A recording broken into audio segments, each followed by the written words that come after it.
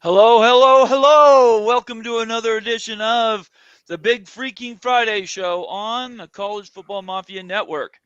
I'm your host, Nathan Bomber Brown. With me are my full partners, 100% partners in this whole thing. That would be Wild Ute and Moen. How are we doing tonight, guys?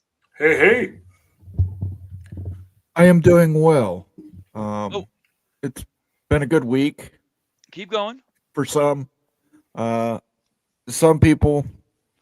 Um, well, let's just say it was an eventful week. You're For you're more subdued.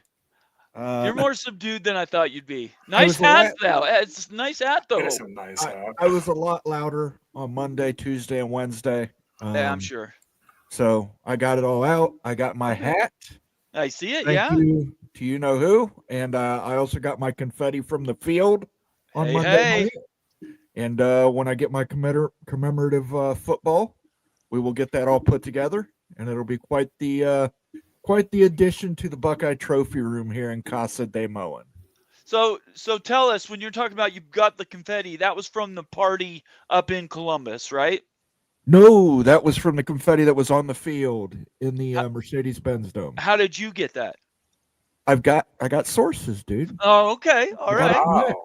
I didn't know Got it that. from I Nick. thought it was from the party you went up to. So, No, okay. got it from All Nick. right. Um, well, I'm going to give you a little bit of time after we get a little business done here. You can kind of tell everybody how you thought that went, and then we're going to wrap up 2024. It's going to be done, and we're going to move on and turn the page. And boy, oh boy, is there news aplenty that we can cover. But we're going to give you guys a bunch of time. I want to say this up front. We're going to leave a bunch of time at the end of the show, and we want to hear from you guys. We'll publish the number, not the, well, Moen, can you get the phone line working if you're here? Is I that something you can can, do? but they would only be able to hear me. Okay, So don't worry about it then. We'll just put the link in the comment section. People will be able to join the show. But we're very grateful for everybody that's joining us tonight. Friday, what is this? January 24th. Tomorrow's a new day. We are on to new things, realignment, media money, what the playoffs going to look like. That's what we're going to cover in these coming months. So we appreciate everybody being here tonight. Make sure you follow all of us on Twitter. Subscribe on YouTube. If you're on YouTube, we're not broadcasting on X right now. So if you're on YouTube, there's no excuse. If you're not a member, hit that subscribe button. And then think about giving us a thumbs up, because I think we do a pretty good job. And leave us a comment or question if you have any of those. Last but not least, we are driving memberships, and memberships have their benefits, don't they, Moen? they absolutely do. If you were a member of the College Football Mafia family, you get access to our emotes in the chat, the tinfoil, the let him cook, the rant, rant, rant. You also get access to our members only videos, including Wild Ute University, Moen rants, and a lot more coming down the pike. There's a particular Wild Ute University for members. Pac-12 expansion targets, What? best What? What? hits. What? That's And right. that is a Right. 20-minute breakdown of analytics and deep data. And you can see how surprised Wild Ute is in the thumbnail doing his Macaulay Culkin Home Alone impression. Um, so definitely one worth tuning into, as well as the G6 viewership. If you guys were wondering who in the G6 tops the night, it's some of it's going to shock you. Yep. And then my rant on Notre Dame, and I've got another rant on Notre Dame, but we'll talk about that along with the ACC news a little later. And just so everybody knows, once you're a member, you have access to all these special member videos. All the videos we did last year are about realignment. This particular one's North Carolina to the SEC is a good fit. Wild Ute does all that analytics. Nobody does it better. It's based on facts, not supposition. We use data and let the data go wherever it wants to. We don't have bias on those. So if you're a member, you have access to all those things. So I encourage you, hit that $sign, pick up one of those membership levels, and when our show's over, start watching this weekend. You can power through most of them in the weekend, I think. All right. Ute, what do you want to say about these videos before we get off of this library? Yes, so scroll up right there. So the Pac-12 expansion targets. I've had a lot of dialogue on a recent video put out yesterday on Memphis to the Pac-12. A lot of folks in the comments in the chat asking for other realignment candidates, where they fit in the Pac-12, including USF, including Tulane, Texas State. Well, if you remember, check it out, jump into that video, and you can get a good idea. It lays out 6 key targets that I'm not going to release out there for just the general public and everything. That's just for our members. So check it out, go into that video, see where they all stack rank. And by the way, you're the smartest guy in the office. If you watch these videos, you're going to know more than anybody else around you, and you'll be able to talk from a position of strength, not emotion. Data-driven. That's what we're here about. Anyway, I wanted to thank everybody for putting those together. We have Moen and Daniel, and I think everybody's produced one. Becky and Rock, and everybody's had a part in those videos. So Pickles has one coming next week too. So Pickles has one coming next week. He's going to really dive into the analytics of some of the realignments and how that works. It's pretty interesting about the playoff format. That's something that Pickles is really passionate about. So, all right. Before we get on to anything else, whoa, what do we got here? Oh my gosh, right out of the gate, Moen. Oh wow, Ricky Tungate, Indiana Hoosiers, who made the college football playoff. Congratulations to the Hoosiers. Thank you for this, Ricky. Yes. Rob Ellen was gifted a membership. Purple Orca 40 was gifted a membership. Cryptic Mind was gifted a membership. Total Archer Texas was gifted a membership. That's a good one. And 1939 national champions were also gifted a membership. Congratulations, everybody. Thank you, Ricky, for that. And we'll get you a little sounder here, and I got a little something special for you, brother. We will, what are we gonna do? As soon as we get the soundboard to pop up here, we'll let you cook. Let him cook. There we go. Let him cook now. Him cook now. Let him cook. I said, let him cook. Moen has a little. He's making it rain. What is the graphic? Making it rain. Moen Making doing it rain. work. Ricky Tungate made it rain in here. It's raining Absolutely. down with memberships. Thank you, Ricky Tungate. That and Moen, explain to everybody why these all are now options for us. It's because we've been around a while and we've had memberships that have driven this content. Absolutely. The more we get, the more we can invest in stuff, and we can get programs that let us do things like that. Don't overuse them. What's this one? Oh, there we go. I like it. All right, so Moen. Very cool. I was just going to say, if you did receive a membership, consider paying that forward, giving somebody else a membership as well. It's nice to get something for free. It's also nice to pass that on to other people. That's how we grow our membership roster. The more memberships we have, the more we can do for you, like Moen was just showing you. So it's good luck. I believe in karma, like in real life, and good karma will come to you if you pay it forward, if you've received something for free. All right. I'm going to go first. So, Moen, you kind of gave everybody a preview of Ohio State. Wrap up this year for Ohio State at the end of the day. By the way, I want to put a plug in for Notre Dame for getting to the final. That was a great run. Notre Dame had a great run. They just ran into a better team. Yes, it was clearly a better team, and the score, I don't think, indicated how much better the team was. They had some mistakes. Ibuka had a rare fumble, some dumb penalties. Igbinosin still can't figure out how to cover anybody without getting a penalty drawn on him. And he's considering going to the draft. Okay.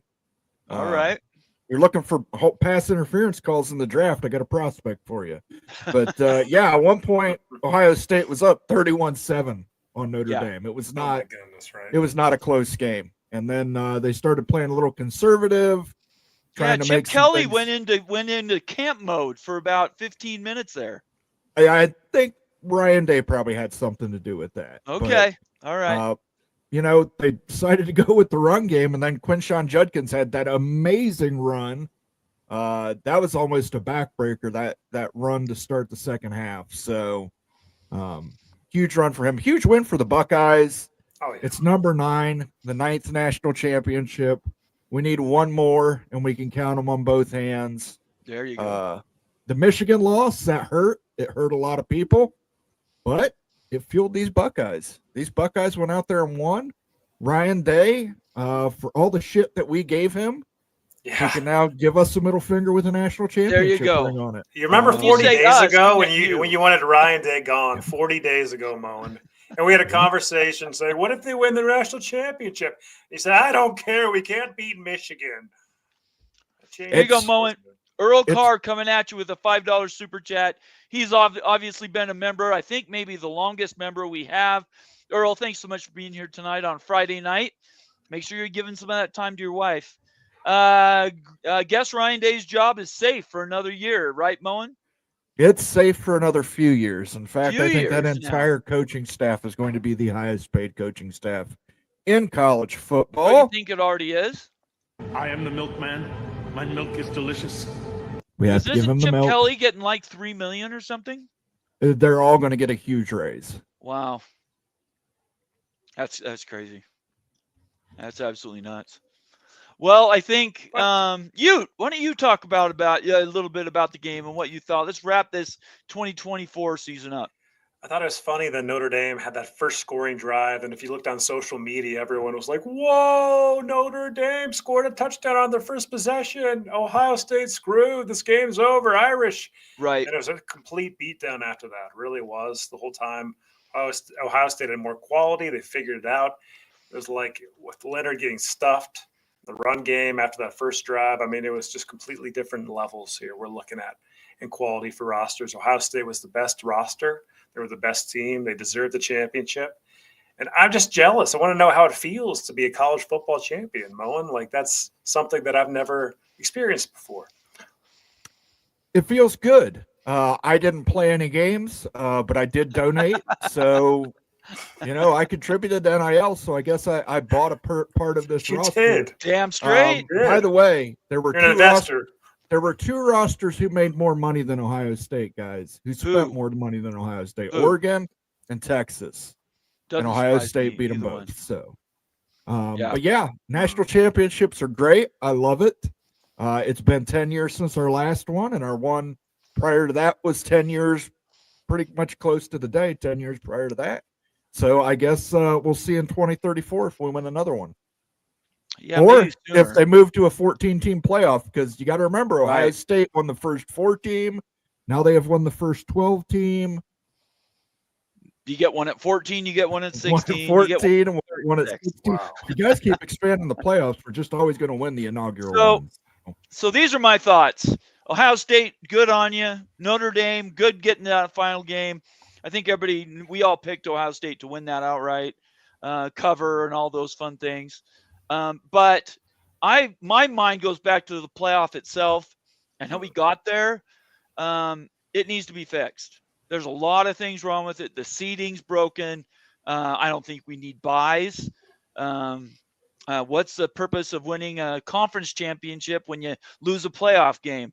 It's kind of frustrating, some of these questions. So I think it was great. More teams is better. We need better than better right now. We need to be looking forward. I don't think we're going to get 14. Maybe if they give some money to the G5, they can buy those extra 2 slots. But it's really looking forward to 2026 where we're at. And I think that's the thing that and we're going to go through the list of all the stuff that's sort of wrong in college football. But it was a great season, and I just want to put my hat out to everybody who played and, really know that next year's a new year. You can flip the script. Ohio State, Arizona State, BYU were picked at the bottom. Utah was at the top. Utah could flip the script, go right back to the top.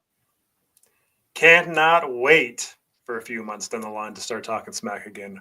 I haven't been able to talk any smack for months, guys, for my Utes here. So can't wait for 2025 season to begin. Ohio State, you got it done. Oregon choked it away, guys. Let's be honest about that. Oregon had the best roster, the best quality all regular season long. They got screwed by the bye.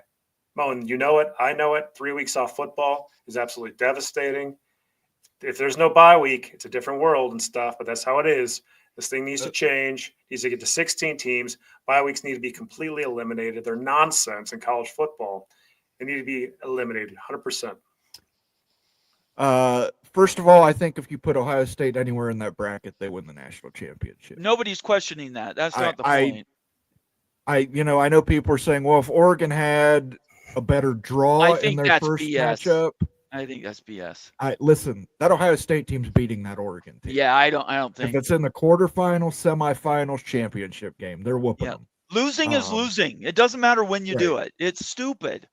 If you're good I enough to disagree, go guys, 13-0, with this. I really do. When you're 3 weeks off football, you don't play Yeah. for 3 freaking weeks. I You know how know. rusty? Look at the Chiefs when they were playing the Texans. They didn't score for the first half of the game. Yeah, That matters when you play a week before. I It agree. really does. And like in Ohio State did have 2 weeks off on like basically a mini bye. Yep. Guys, like we need to change the structure and benefit teams. Like even if you get a bye, not a 3-week off. That's devastating for that football team. 0-4 with that bye week going in for all those teams playing there. Oregon had a shot at winning the championship. I'm honestly 100% sold that cost of a championship. I'm serious about that.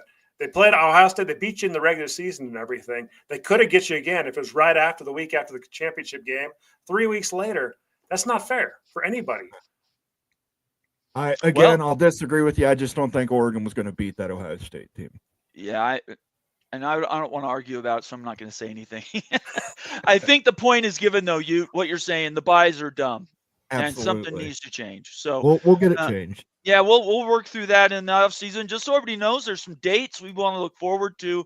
February 19th, the Big Ten and the SEC are getting together. They're going to have a little powwow, kind of talking about maybe what they want to do for 25, but really they're starting talks up for 26. So those are dates we can look forward to. Bob Thompson's going to visit. If you didn't catch his interview Wednesday night, go to the library, watch it after the show.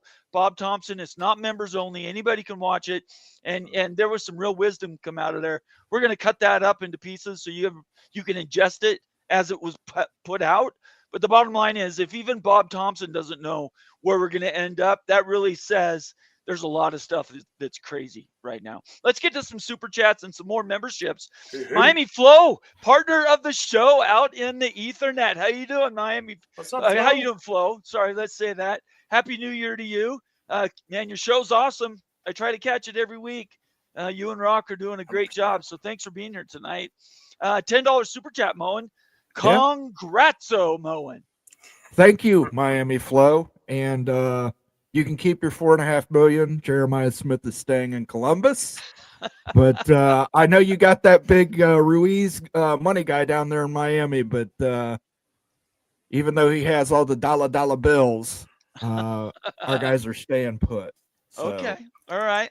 And then on top of that, Earl Carr gave us what? This is 6 more memberships. Whoa. 6 more total memberships. Woo-hoo! Lee. Earl. W. Jason Spangler. Hawkin 2. Adam Ontiveros. Matt Higgins. Don McCloy. Oh, my gosh. You were all gifted memberships by the Fiery Cougar, Earl Carr. We're going to drop some dollar bills, y'all. Yeah, Let's baby. get a remix. Let's get a dance in there, Moen. Oh, boy, oh, boy. Sucking you, sucking you, Here we go. you. They've been sucking you, sucking you, and sucking you. Your inside jokes, if you don't know what this is about, it's about bad schools sucking on others in conferences. And there's videos. We're going to be talking about that in the offseason. You're sick of it. I get it. I love it. It's amazing, Moen. It's truly amazing. That is so Thank you, Earl Carr. Thank you. Yeah, thanks, Earl. Appreciate it. 6 memberships. Who got? Oh, you already read them, right? I already read them off. If you received a membership, consider paying that forward, giving one to somebody else. Karma is real. You will be paid back. All right. Let's but more jump importantly into, than that, Nate, make sure they thank Earl Carr in the comments. sorry. If you Yes, of receive course. one of those memberships. Right. Make sure you thank Earl Carr because he has granted you access to the College Football Mafia library, Absolutely. the emotes, everything. It can all be yours thanks to Earl Carr. Thank you, Earl. Thanks so much, Earl. We appreciate it. Your loyalty and everything else. Expedition Greg, another longtime member, OG at this point for the College Football Mafia family. Carnell Tate announced $5 super chat. Sorry. Carnell Tate announced he is staying via his X profile, I guess. Huge news for Ohio State. Are you talking about, was he the $4.5 million guy? No, that's Jeremiah Smith that was offered $4.5 million. Okay. Carnell Tate was being, whether they want to claim it or not, Oregon was tampering with Carnell Tate through his girlfriend who runs track and field at Oregon. Okay, stop. You cannot tamper if you're going through a girlfriend. That is not tampering. I think that's the worst kind of tampering. Look, I think that's the worst kind How of does that tampering. even work? Do It they, like, doesn't, approach the Moen, it's not girlfriend and give official. girlfriend money, and then if like it's she not tries from to the sway him? school, the coach writing a check and offering a check out of his checkbook, there's almost no tampering anymore. How can you call a girlfriend and then say it's tampering? That is the worst kind of tampering. Now, come on. don't- Everybody here, as a woman, you know what it's like when your woman's on you and say, That is so. But it's huge news for Ohio State. Yeah, it- Carnell Tate, he's going to fill in. He's going to be receiver number 2 next year. He's going to take that Amika Ibuka slot, that Jackson Smith and Jigba slot. He's going to be double trouble with Jeremiah Smith. Brandon Ennis is going to stay in Ohio State too. We have got a loaded wide receiver room. Okay. We can quit talking about Ohio State. And one more thing. I already gave you 15 minutes. One more thing. I'll go. Julian Sion is the next great Ohio State quarterback. Everyone is saying that, Mon. What makes Okay. Julian so great? His release is so fast. His ability to read defenses is so fast. I've heard comparisons. They say he looks like right now like CJ Stroud looked in his junior year. Okay. That's pretty Watch good. out for number 10, Julian Sion. This next year, he's a freshman or he's a sophomore? Could be a sophomore. He was a sophomore. He was a true Okay. freshman this Okay, year. I wasn't sure. I don't know anything about him, so this is news to me. Ohio Okay. State's going to be a problem next year. This next year. Every year, from now on, Every Ohio year. State's going to be perennial. One of those 4 slots of the Big Ten. They just want to put Michigan, Ohio State. Yeah, it's an Oregon. automatic. Ohio State's Pretty just much automatically in. If there's only 4 that are guaranteed to the Big Ten, 3 of them are gone before you even take a snap. That's what the media So- partners want. Just imagine that. So just no matter what, Ohio State's in the field, right? Unreal. Absolutely unreal. Rock and Rant, contributor extraordinaire, the guy that knows social media better than all of us combined. Longtime contributor and also member, says John Ruiz is not a money guy in Miami anymore. Just FYI, there are 4 or 5 actual billionaires, which Ruiz is not one of them. Isn't the Ruiz guy from the 80s? Isn't he the guy that was the 80s, 90s guy that everybody would talk behind their back about? Like the 2 Live Crew guy? No, that guy, no, 2 Live Crew guy is, yeah, I mean, he's That's different. Uncle That's Luke not Skywalker Ruiz. is the guy from Yeah, 2 Live. Skywalker is the guy. Yeah. Anyway, Rock knows these things. So if he says He Ruiz does. isn't the guy, we have to believe him. It's great to see you, Rock. By the way, if you're driving, hop on your car, call in. Join us for a little bit. 4 All or right. 5 other Let's do some billionaires shout somehow. outs, guys. Is that okay? Yeah, let's do it. Let's do it. All right. That's fine with me. Okay. Let's go for excellent. Ryan Willie, congrats, Moen. There we go. Stormy Cyclone, another valuable member of the Mafia family. Thank you, Hello, Ryan. guys. Set to question, kill the sport. Moen? You're not killing the sport, just making it better. Okay. All right. Do you have I don't even really know what Just that making it statement better. means. Do you know what it means? I think that we're talking about the automatic qualifiers here. Oh, I think okay. this is parlaying into the conversation we're going to jump into and everything. And we've all got Okay. strong opinions about it. Like, of course, we're going to stick up for the Big 12. You know us, Stormy. Absolutely. There's absolutely no question about that. Jan Hulk checking in, saying, hey, y'all, all the way from Slovenia. Good to see you, Jan. We appreciate it. Hope you're feeling good. Everything's going well. It's great to have you around. Thank you so much. Bob Swanger checking in, saying, hey, everyone. Another Hey. valuable member of the Mafia family. Pitt Panther. Yeah, sorry, Penn State Lion. Sorry about Lion. that. Wow, it's been dirty. You know the members. I'm just explaining to everybody the members. How you can tell is there's that little S icon next to their name. So if you see that, these are guys that have been members and continue to be members of the Mafia family. Good to see you, Bob. Gotta say something here. Go back. Can you go back to that? by chance? Absolutely. You bet. Okay, Bob, I'll be honest with you. The Penn State logo is my favorite logo in college sports. I freaking pretty love. clean. Look at the Nittany Lion. It's so dang clean and everything. Yep. Chef's kiss for Penn State logo. I love it, and I love seeing everybody from the Big Ten engaging, right? Getting out, not just sitting back and waiting. They're out engaging, which is cool. I think that's really cool. Hey, Moen, I've got another one, another big hitter. Wow, look at this from our good friend Earl Carr with Earl hits it another again. hit from Earl's the on hip fire. parade. Yes. Justin Lucas, John D, the Boro Dog, MGC Sooner, West Virginia Mountaineer Lair with Kenny. That's a mouthful. You were all gifted memberships by Earl Carr. If you are in the chat, make sure you thank Earl Carr for those gifted memberships as much as we thank Earl Carr, because that was legitness. Absolutely. That is legit. Absolutely. And that man needs some milk. He needs some milk. Oh, it's great to see He you, Earl. needs Thank some you so milk. much. Again, thank you for your loyalty and you being around. Look at what Moen's going crazy. What? Mo, stop it. That was We're awesome. pouring out one for our homie Earl Carr here. Hey, We're Earl pouring is it out. he's on it tonight, so I'm going to take it. That is absolutely cool. You're the first one to get that one, by the way, Earl. No, He's you the did first one not, to get it. Moen. All right. You did not. So thank you so much, Earl. If you received a gift membership, again, I'm going to say it again. Pay it forward. Good karma. You will be paid back. Bill G checking in, a longtime member. Again, an OG at this point. Member for 18 months. That's just a little under what we've been around for in total. That's incredible. Thank you so much, Bill G. Is Jim Knowles really leaving Ohio State? He's the defensive coordinator, right? He is the defensive coordinator. There's been a lot of rumors out there. Penn State supposedly talking to him to take over their role now that Tom Allen left for Clemson. Oklahoma, him possibly returning to the state of Oklahoma at Oklahoma University. Apparently, Jim Knowles' fiance is from Oklahoma. Okay. I don't think anything is official yet. I know that any offer anybody makes, Ohio State's going to more than match it. Okay. Skaven, yes, checking in. Hello, gentlemen. Go Big Red.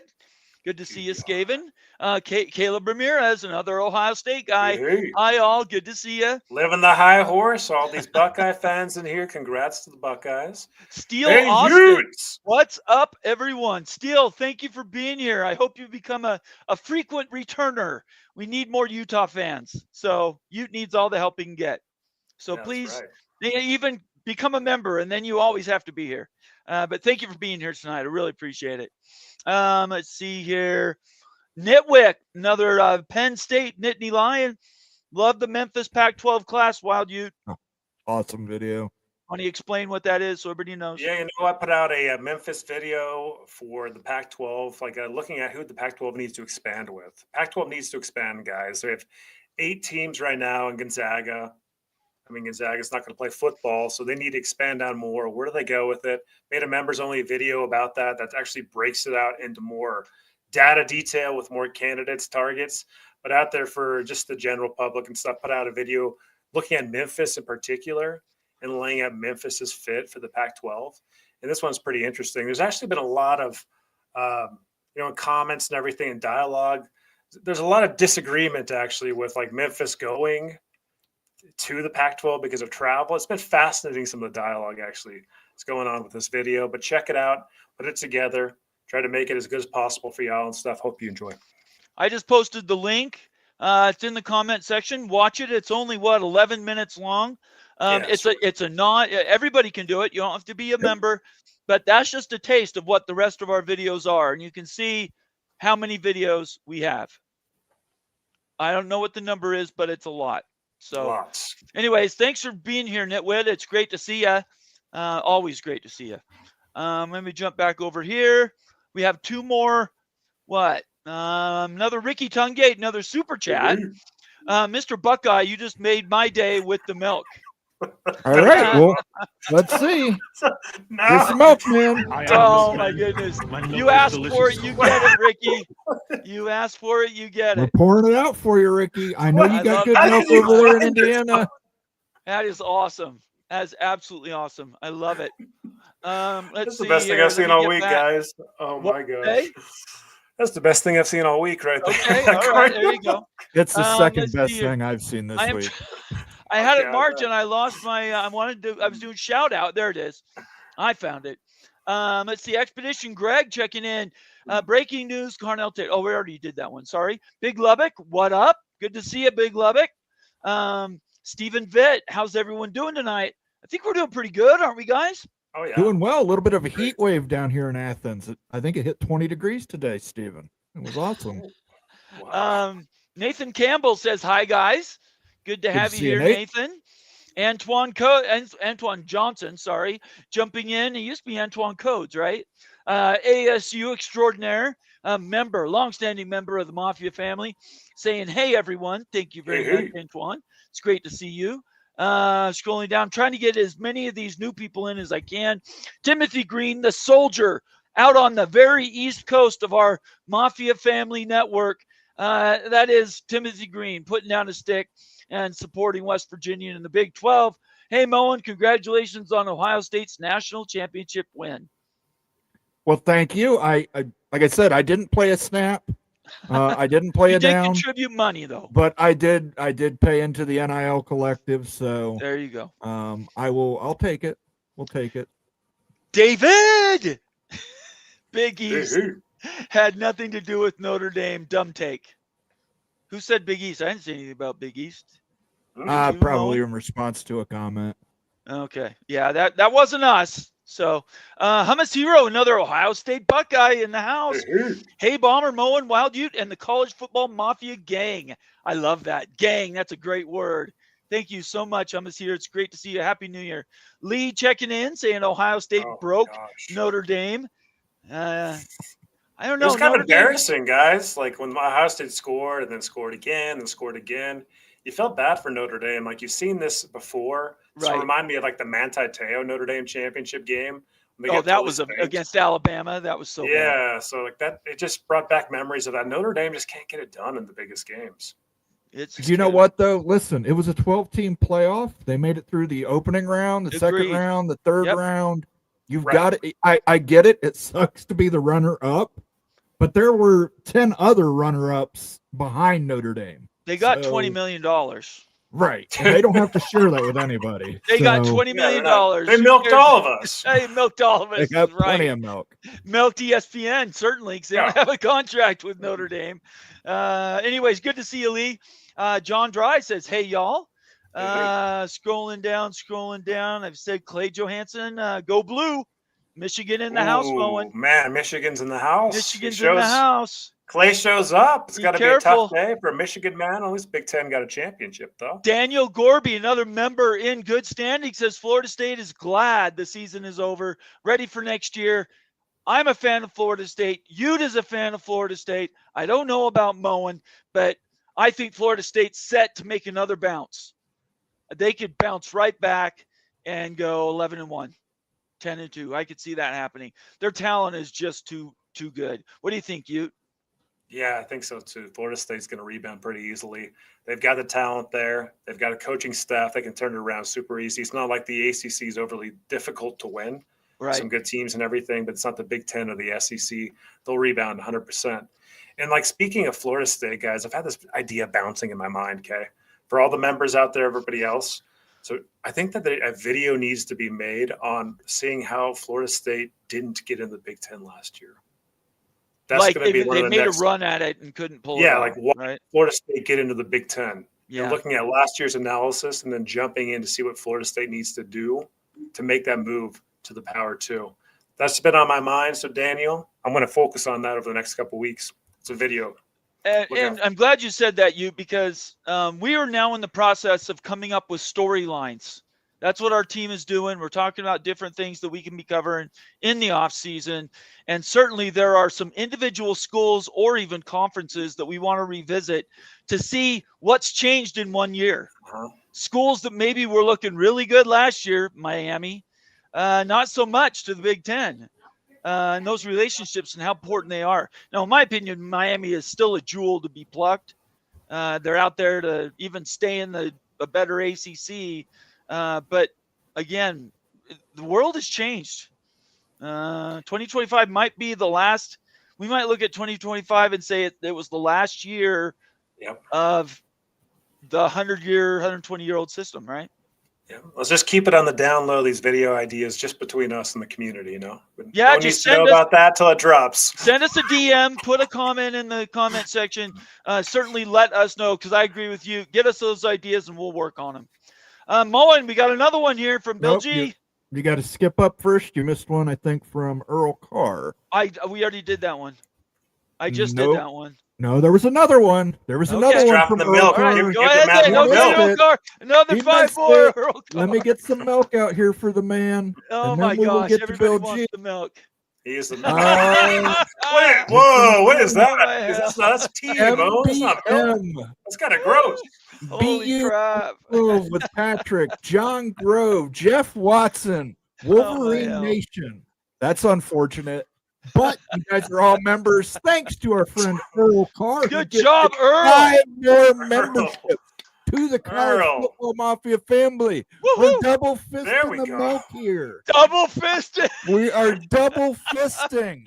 We got my whole God. milk. We got half milk. We got skim milk. We got Oh my buttermilk. gosh. Whole milk We and got cream so is much where it's milk at, baby. until And it the the money's dairy falling. farmers of Give it to us, America. baby. And then that was immediately followed up by our friend Bill G. Bill G hit us who up. gifted Dropping 5 five memberships more. to Bill the G College again. Football Mafia. Jay, Oh my gosh. Scott P, David Sabinosh, Joseph Lindley, Oh, brother. Christopher Mercado. Mercado. We're all gifted memberships by Bill G. If All you received right. a membership Thank from you. Earl Carr, Bill G, give him a thanks in the Absolutely. chat. Grab you a cold one from the fridge. Pour it in your mouth. You don't need a glass. If you're wearing lipstick, just wipe it off the Oh container, my y'all. God. Milk is flowing. Milk is Moan. flowing. That's kind of disturbing to see it dropping on your head like that, Mo. Well, that, Oh I my could easily gosh. solve that by just doing No, this. Mo. Don't stop. We've got it. We've got it, Moen. Bill G, way to go, brother. Way to Thank round this you. sucker up. That is Yes. awesome. Thank you to Earl Carr and Bill G. Yes. We can do some sounds too. Let's do all of them. Earl Carr, Bill G, Ricky Tungate, Expedition Greg, Miami Flow. Earl Carr started it off. That's all of you guys. Thank you so much. And if Yeah, you you received guys- a membership, Awesome. thank whoever gave it to you, and consider somebody else paying that forward and buying gifts for other people, just like Earl Carr has done, and just like Bill G has done. Thank you guys very, very much. I can't tell you how much that means to me personally. But that's for a different time. Okay, let's see if we can get a few more shout outs for new people. I'm gonna have to be honest with everybody. I had a bunch marked and then they all got put over because we had all these members or these new members and super chat. So if I missed you, don't take it personally. I'm trying to catch everybody. Timothy Green says, please everyone like, subscribe, share, and comment. Thank you very much. Give us that thumbs up. Really, really, really means a lot to us. Replica checking in, another member of the Mafia family. Oregon was lucky to beat Ohio State in the first game.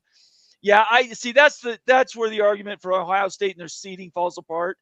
Ohio State could have beat them in the first matchup. It's not like they blew them out in the first matchup. So that's why I don't put any stock in our seeding sucked and that's the reason we didn't beat them. That's just my opinion. But that's their storyline, right? Man, this Ohio State had the best roster at the end of the day. Like they really did. They deserved the championship. Oregon, it's unfortunate to see them get stuck in a game like that 3 weeks after they played a game. Just because it seems like that's such an unfair advantage because you're so dang rusty and you go against any opponent that played the week before and won a game and has momentum going into a game without any rust. These are college kids. These aren't, well, they're kind of pro, but they're not real NFL athletes, right? So I want to see that eliminated and everything. Ohio State probably clips Oregon anyway, but they don't get blown out like they did. Like that sucks to watch that game be complete bulldozing blowout and everything. That should have been a classic freaking game. And I felt like it just wasn't that way because of the scheduling of it. Yeah, I think that's fair. I think what we need to realize is that you're going to have these moving targets with seeding, though. That's not going to go away. But the And time it's element, that's what I'm talking about. The yeah, 3-week time element versus 1 week. Like a 1 week yeah. bye is a benefit to get healthy. A But they 3-week wanted bye, the buy though, they wanted the buy. yeah, they did want the bye. Like you Yeah, did get a first so round free win and stuff. yeah, Why don't you just scoot it up and make the playoffs? Forget championship week. Start the playoffs championship week, I and think then that's give a fair. bye to the teams. I I don't know. mean, There's got to be a lot of those solutions and everything, but I don't disagree with you. I'm just saying these are the things that they wanted, and it's hard to feel bad for them. Anyway, I want to show this list to everybody. Going right off of this comment from Steele Austin. Steele, just so you know, Joel Clapp might have stole our ideas. We've been talking about these ideas for literally over a year. The playoff breakdown, the restructured conference championship games, the seeding we didn't talk about as much, maybe mentioned a little bit, but a lot of these things we've been talking about for well over a year. And I'll show you the list of things that we can claim that we've actually talked about before anybody else was really doing it mainstream. Let me bring this list up so everybody can see it. And let me take this comment off and let me make it big. These are not even all the issues. There's more that still have to be added to this, but these are all the things that are wrong or certainly need to be addressed in college football. NIL, revenue sharing, those are different things. The transfer portal, the media deals, right? Coaches' salaries, you might put an X next to that and say, that's not such a big deal. I personally think it is. Educational requirements, you just said it. Are they semi-pro? Do they even have to go to class? Roster limits, that's something, I don't know if you guys caught that, but there are players that are suing. They're filing an objection to this settlement, the House settlement, because why? The roster cuts. They're supposed to go to 105. You have a bunch of people that are getting kicked off teams that can't afford the school. Title IX, not going away. College football playoff format and the control of the CFP. Power 2, Big Ten SEC. Power 4, Big Ten SEC, ACC, Big 12. G6, that would be Pac 12 and everybody else. This is supposed to have collective bargaining on here. Sorry. And basically, this is just the tip of the iceberg, everybody. The tip of the iceberg. And I don't know how else to really describe it on how we're trying to get to and fix what's wrong and going on in college football. So if you have ideas off the stuff we've come up with or we've talked about here on the show, this is what we want to hear from you, because in the next 6 months, we're going to be super busy and we're going to be busy for you guys. Or Moen, you want to add anything to that? we talk about the best sport in the world. It's also the messiest sport in the world. But guys, guess what? Anything you love is messy. Gets messy, right? That's just part of the deal. Try to fix it the best you can. It's never going to be perfect, but there's a lot of things to talk about. We'll hammer it this offseason. But really, college football is the best sport in the world, 100%. We wouldn't do this if we didn't think so. We love talking about college football year round and everything. That's who we are on this channel. And like, hey, yeah, it can get a little bit better for sure. Let's get this thing fixed. Moen? Absolutely. Lots of changes are coming. You will want to stay tuned, as I like to say to the channel. Lots of stuff's going to be coming down the pike. January, February, March. This whole winter into spring. It's going to be chilly as hell here in Ohio, but it's going to be fiery hot in college football news. So stay tuned. Let's talk about content really quick, because we did do a sort of a programming change. If you're new to the channel or you've been around a long time, but you don't know how our format's changing a little bit, we're going to a lot more individual videos. I don't know why that's staying on there, but we're going to a lot more, not just live shows, but these shorter videos. You has just been talking about them. The whole team is doing them. Daniel's doing them. Rock's doing them. Becky and Pickles are doing them. And this is where our content's going to blow up. How you guys can help us is when we put it out on Twitter, retweet that action. Help us out. Get us out there so more people are seeing these stories. We need retweets. We need comments. If you're part of the Mafia family, you want us to get better, that's how you do it. Anything else you guys want to touch on? Go ahead. Yes, I do. Speaking of champions, we have 2 champions in the room. Let's go. Let's go. Woohoo! Wild U finishes 10-1. He beat me. In Damn the it. college football playoff poll. Where did he beat me, Moen? What was the one I screwed up on? I have no idea. I would have to go back and look. I think I want to But- recount. He wants to recount. And as far as our pick 'em, Yes. we have a 3-way tie. Do we really? Well, so- Pickles doesn't count. Okay. So Yasaki 920 Right. and Rakija Brown, get a hold of us on Twitter. Yes. And we'll get something sent out to you guys as a gift for winning the 2024 College Football Mafia Bowl Pick'em. 97.7%. That's banging. Next year, I want one of you guys to advise me so that we can make a little money on this. So Pickles did he did really good. The 30-17 is damn good. damn good. So yeah, I'm really impressed. So yeah, so Yasaki and Rakija, get on Twitter, send us a DM, or if you can't do that, try to leave a comment after the show tonight, and just let us know how we can contact you, and then we'll get a little gift out to each of you for participating. 97.7 is pretty good, guys. That's going to be hard to beat in the future. Thank you, Moen, for catching that. I appreciate that. No problem. Let's go to another super chat from Heartbreak 25. $5 super chat. We've seen Heartbreak before, so I appreciate him being here tonight. PSU, Penn State, is going to pay over $3.2 million for Knowles to be a DC inflation. Is he worth $3.2 million, Moen? We'll pay him 3.5. You think you're keeping him?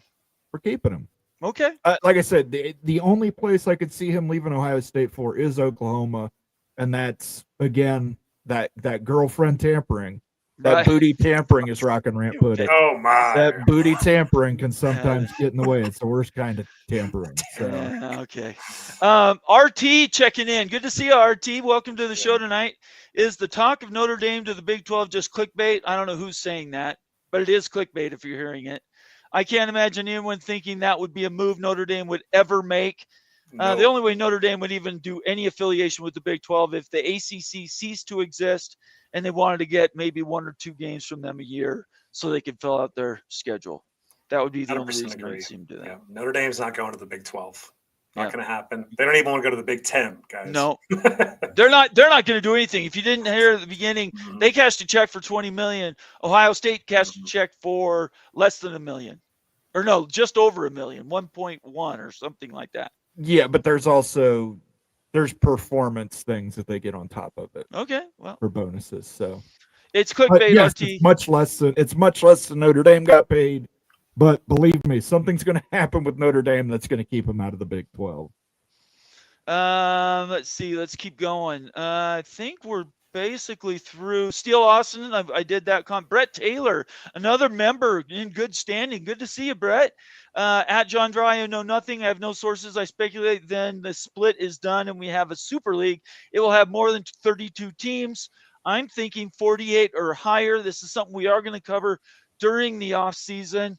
I think that the sweet spot was around 40, wasn't it? You 40 teams is the sweet spot for Super League. Right. 32, it could be 32. That's too few. That's about the minimum. But 40 is probably your absolute sweet spot for a private equity funded, probably Super League. If that ever materializes, there's no guarantee of that. This is speculation, folks. But really, if there is going to be a pull away, the money would be big enough maybe with the top 40 teams to get enough inventory, to get enough big brands and stuff to put on big time TV to make it worthwhile. We're not there today. We're not even close to it today, but 40 teams is the target probably. The beauty would be the Rudy project, which is 70, which is all the power conferences plus you might and Notre Dame, and then you I think there's 1 or 2 slots in there for extra people like a Boise State maybe. But 70 is the number that had that large, was it $13 billion valuation put on it? If nobody's saying we're near that. But we are in a ticking time bomb. How far are we away from ACC acknowledgement, Moen? Well, listen, I've got some bad news for everybody who's calendar watching for the ACC. Please listen up. Here we go. February 1st is not the drop dead date. The ACC can extend it. They can extend it a week. They can extend it 2 weeks. They can extend it 3 weeks. They are getting closer and closer to getting this deal done with ESPN. part of this deal is going to hurt the ACC or some of the teams in the ACC and help some of the others. So you're going to see some inequality in the ACC as compared to other conferences. Illini Ted checking in. Another valuable member of the Mafia family saying 2027 they are moving the championship back a week. Let's talk about that. Thank you, Illini Ted. That's a great segue into I want to make sure I have the right. Here we go. Let me bring this up. So Illini Ted's intimating and talking about this right here. Let me go full screen, make that small. I'm just going to read this. College football playoffs. So this is an official posting from the CFP. Official release. The College Football Playoff CFP announced today that Las Vegas will host the 2027. So that's in 3 years. 2027 College Football Playoff. But they're talking about the 2026 season. That's why this matters. Championship at Allegiant Stadium, Monday, January 25th. Details on today's announcement. So let's read between the lines here, guys. That means for the 2026 season, everything's going to be redone, and they've picked a date, 2025. That actually adds, if they keep to the same calendar that they've got right now, it adds an extra week into the playoff. Thoughts, comments? What do you think, Moan?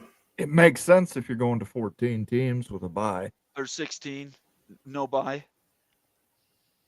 If you go to 16 or 14 teams, you're not adding an extra week. Like you can have the same weekly schedule as this year. You're not adding another round of games. You're just adding a couple more games. They could fit in some conference championship play-in games, though. Yes. They could do that. But the other thing you got to keep in mind, these dates are subject to change.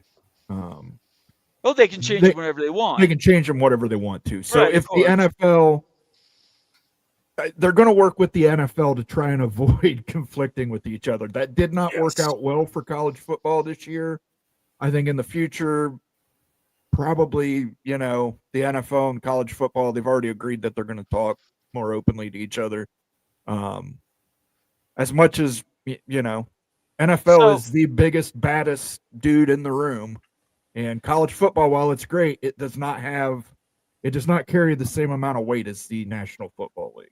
Bob Thompson confirmed when I interviewed him on Wednesday. That's open to view. Everybody go to the library, look it up. It's the last live show we did. It was me and Bob Thompson, smartest guy in all of college football, I would say right now at least. He knows how the networks work, and he told us in that interview, he confirmed that the NFL tried to work with the CFP this last year, and the CFP told him to go, to go fly kite. And then what happened? ESPN subbed some games to TBS and TNT, and they got half the viewers that they otherwise might have got if they were on ABC or right. Fox. But I do want people to take this away, and Bob mentioned it as well, but I see a lot of people saying, well, look at the ratings. Down 12%. Keep in mind, none of these games were broadcast OTA. Yep. Previous playoffs were OTA. Anybody could get them. If you have TV, you had an antenna, you could get those games. Now you have to have a cable package, like a YouTube TV, a Fubo Live, Hulu Live. Bob talked about all this, by the way, you as have well. to have one of those to see the college football playoff games. Yep. You don't have to do that for most of the NFL playoff games. There is, I believe, one on Amazon Prime. There's one on NFL Network. There's one on Peacock. Okay. So, but for the majority of the playoff games in the NFL, you can just turn on over the air. TV. Yeah, antenna. Yeah, OTA. Yep. Yeah, you're exactly right. It's a puzzle that has to be solved. NFL is basically sitting there as a monolith. The stupid CFP just needs to suck up their pride and just say, okay, yeah, we'll take what scraps you want to give us. Mm-hmm. That's what it's going to come down to. What's fascinating is this, though, is like college basketball I question the value of college basketball media rights, guys. Like, I've been tracking that stuff. They're a lot lower than I would have anticipated based on Big 12 viewership per game. I agree with you. And the more you kick out college football, the later you kick out college football, the more you stomp into college basketball season and the regular season. And that's crazy. Like, that's an issue for future media rights. If you're banking on college basketball, that'd be a huge boon. We all know football's king, but that's another development here. The more you stretch out college football, the less the rights in the regular season for college basketball will be worth. So that's something to consider too. Yeah, I think it's a moving target. The idea that they don't even the format isn't even settled, so it's hard to make people feel comfortable where they're going to be for years and years and years. Everybody knew going into this year, whatever came out at the end was an experiment, and that they might change it the very next year, which they very well may change it in February or March. So, yeah, I 100% agree with you. We used to think that basketball, you always knew what you were going to get. But now you have games on CBS Sports Net or whatever that is, ESPN Plus, and the numbers are going down, everybody. Viewership for basketball is going down. They have to get rid of ESPN Plus. I watched a little bit of that. It's brutal. It's worse than a high school broadcast. It's really bad. It's really, really terrible. Unless you're watching a BYU game, because BYU does all the production. All the others, I've never seen one that's close. I think the schools actually do the production, and I think that's part of the problem, that they're doing it as cheaply as they possibly can. That's what I'm saying. BYU is the only real broadcaster out there. They spend $100 million on production, everything. You're not going to get that at Wichita State. You know. So I totally agree with what you're saying. I just think, it has to be solved somehow. And right now, put it on ESPN sucks. Absolutely sucks, ESPN Plus. Sergeant Pickles checking in. Valuable member of the Mafia team. A contributor in chief checking in as a member. $5 super chat. Good evening, all. Pouring a tall one to celebrate my good friend and Moen, the national champion Ohio State Buckeyes. Good job. One more time, just for you. That is fantastic. Put on the screen there, and then that is fantastic. What do we got in that cup there, Moen? Whiskey? Crown Royal? That's some Crown Royal right there. That's some Crown Royal. All right. Thank you, Pickles. Looking forward to your video dropping, right? Pickles can put a video out next week. He is. Yep, he's going to be doing that. All right, we are an hour in, and I only have a couple more news things, and then we're going to go to you guys. The rest of the show is going to be driven by your comments. It's the top of the hour, so I just want to do a quick reset. If you're watching right now, make sure you subscribe. Make sure you look us up on Twitter and follow us on Twitter. Send us DMs. Let us know that you're active and you want to participate, even just to say hi. And then leave a comment or question.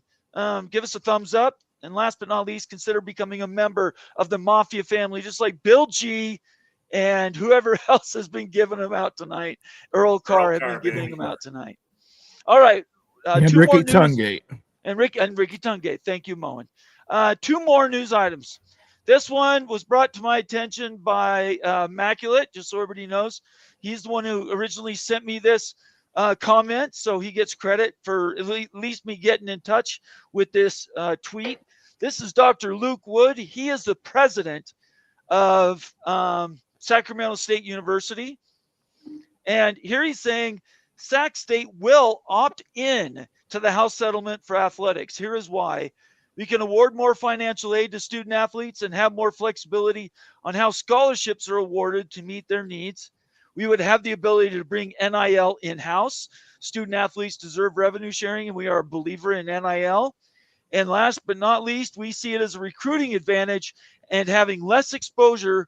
A recruiting advantage and having less exposure for the university. I think that's maybe that sentence doesn't make any sense to me. They're getting more exposure.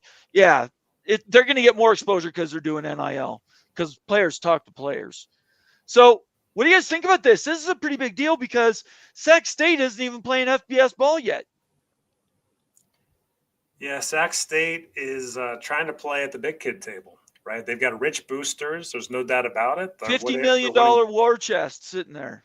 Right, and like they're upgrading their facilities and everything else. They're trying to make the move up, guys, clearly to the FBS level. And they have made it known pretty much they want to get in the Pac-12, right? That is the destination. That's where they want to go. Whether the Pac-12 should look at them as a realignment candidate, watch the members only video, all you new members, and you'll find out real quick exactly where Sac State shakes out in the realignment world for the Pac-12. But they're trying to punch up. And good on them for doing that too. They might be able to get into a lower level FBS conference, maybe the Mountain West. Or maybe the Pac-12 who needs a full member still. Yeah, they're getting desperate. Why in the world would the Pac-12 add Sac State? Like, I'm serious, guys. Like, that's, to me, that's insanity. Who else are they going to add? Nobody is coming from the Texas AAC. State. Texas State is good. I don't see Texas State coming. I don't see anybody from the AAC coming. Tell me who else is out there in the Mountain West, So Pac-12 sphere of influence that you think they could legitimately pull. let me say this. Just so everybody knows what we're talking about, I just posted the link. If you're a member, you get to watch that. If you're not a member, you're interested, buy a monthly membership. It's not very expensive, and get in, watch these videos, and you will be up to date. So that link is in the comment section. You can get there. Okay, Moen, keep going. Yeah, I don't think that there's enough. I don't think they're pulling Texas State. I just don't think Texas State is that interested in all that travel. I think they've got better chances and better exposure in the conference they're in now. And I understand that Memphis, Tulane, USF, those are all fantastic candidates. But they're candidates who don't want to go there. I don't think any of those three programs wants to go to the Pac. So tell me who else is out there for the Pac to pull. Legitimately. They will continue going to Mountain West schools. UNLV. Mountain West schools. Okay. Trying to get UNLV back. And Moen, and guess what? The American Conference is nothing close to the Pac-12 in quality. It's not. It is not. Those schools will jump over sooner or later. Has better time. And the Texas schools, they will not jump over you. Sac State adds nothing. Nothing. What does Sac State bring to the Pac-12 outside of if you want to call it a warm body? How about How about a $50 million payment to get into the Pac-12? So paying into the Pac-12 and not taking any like SMU, basically just the SMU, like SMU did, right? And that'll help offset some of the costs that the Pac-12 now owes the Mountain West for poaching fees. Can I put my hand up? Professor Ute, I've got my hand up. Call on me, please. I'm over here. Yes, go ahead, Bomber. I think Sac State actually is probably the best one they could get, and I'll tell you why. Because Boise just proved it doesn't matter what your conference is like. Boise just proved that. So as long as that loophole is still there and hasn't been restricted or changed, there's no reason Sac State can't grow in the next 5 years. You put enough money in, look what SMU's doing. So in my opinion, bring them in. Who cares where they are this second? Our conference is going to be competing with the Mountain West. We have Boise State now. We have Washington State. We have Oregon State. Who cares who's at the bottom of the roster? Nobody cares who's at the bottom of the Big 10 or the Big 12. So I don't think it matters. Perception to you and me growing up and looking at the Pac-12, yes, our minds are, Utah was just there. Wow, I can't even put my mind around the Pac-12 having Sac State because we were just in that conference. But if I'm in that conference, I think they're the best. I think they're better than Texas State. I think they're better than anybody else they could get outside of UNLV. That's my opinion. Outside of just sheer money, there's zero advantage to doing it, guys. I'm just telling you. It doesn't have any brand upside at all. It's not a brand. Nobody knows them. No one's going to watch them ever. Seriously. When are people going to watch Sac State? You guys didn't even know the mascot. Am I being real honest about this? Yeah, I have no idea. You already own the market. They have no football history, no basketball history. They don't bring academics. Like, what do they freaking bring to the table? Absolutely freaking nothing but money. That is a horrible decision for a realignment candidate right there. Just to get a couple more bucks, they're going to pay in and everything. This is a unique situation. It would be a foolish thing for the Pac-12 to do this. A hugely foolish thing. Don't expand at all rather than add Sac State. Yeah, the Sacramento State, they're the Bees, right? I have no idea. The Hornets. Hornets. Right. Excuse me, Hornets. Stephen Vitt says the Pac-12 won't add any FCS schools because they think it's beneath their standards. That's what you is saying. Thing is, they don't have many options left. You keep pulling the levers. You keep pulling the levers, guys. Yeah. There's one other I flagged. Steele Austin says, would love to hear where College Football Mafia believes the ACC teams will end up. Who does the SEC, Big 10, Big 12? So, Steele, you're new to the party. We appreciate that. Thank you so much for these questions. It gets us going again because we did that all off season and we're back to it. So, thank you very much for your question. Why don't you go ahead and answer that one? Yeah, so the ACC, they've got a lot of things going on this year. As Moen mentioned, this extension with ESPN is first order of business. ACC is currently being sued by two of the conference members, Florida State and Clemson. Those suits have not been dropped. And this has caused the ACC a problem because the ACC wants to look at other revenue streams, possibly with private equity, and there's so much disunity in the conference. Disunity, yep. That they cannot pursue different revenue streams, and it's causing members to be freaking out because they feel like they're falling behind. And kind of frankly, they are. They're kind of trapped, guys. Everybody's trapped in the ACC. Most of the schools don't even want to be in the ACC. Clearly, Florida State and Clemson don't want to be in. You'd question if UNC wants to be in. The ACC, I'll be honest, guys, it's a dying conference. It's a dying conference, and it's probably not long for history. I really don't think that conference is going to be around in its current iteration in a few years. It's going to blow up still. Until the day that Florida State decides to drop that lawsuit, that will be the health of the ACC, possibly reinstatement of that conference, but it's absolutely freaking doomed until those lawsuits go away. And you also put in there what Moen has hinted to that we've obviously talked about millions of times is the dissolution theory. 10 schools say we're out. ACC ceases to exist as far as the gore goes. And then Notre Dame puts a 10 or 12 team, the best of the ACC together. And now that's one conference. That's another idea. So go ahead, Moen, you're going to say something? Well, I was going to say that's not exactly my idea.